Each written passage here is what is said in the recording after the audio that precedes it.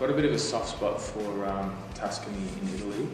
It is, I was travelling through there with she was my girlfriend then, and I was carrying a ring through Italy, and anyway, I organised some accommodation out in Tuscany at a farm stay on a beautiful property, and actually that's where we got engaged.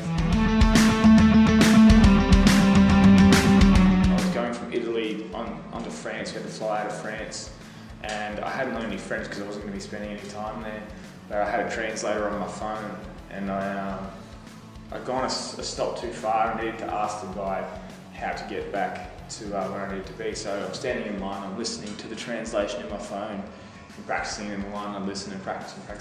And I get up there and I stumbled over some really bad French that I'd tried to speak, and he just turned around and spoke English to me anyway. So that was a little bit embarrassing, but it was quite helpful. It worked well for me. You can't beat ribs and sweet potato fries in North America in general.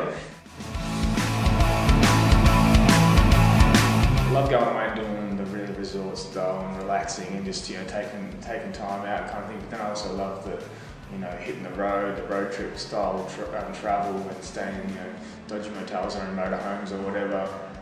But then then there's the whole exploration and the feeling of being off the beaten track as well. So many different things that draw me to travel, and that's why I've been going from the big cities to the outback in Australia and things like that. The writing of the last album, Sinners and Saints, I wrote the majority of that on the Ghan, travelling from Adelaide to Darwin. I pretty much wrote the majority of that album on the train.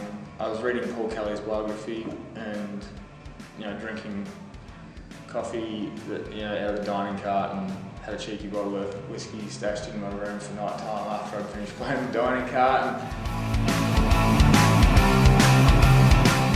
Still on the list for me.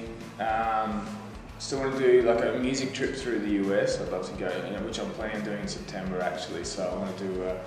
We're planning on flying to Chicago at the end of my Canadian tour, and then I'm going to travel down and go through Nashville, Memphis, Austin, New Orleans.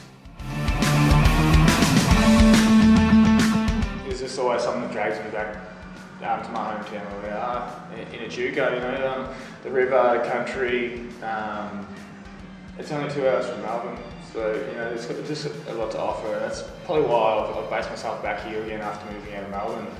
Is just a nice country lifestyle and still having access to everything too.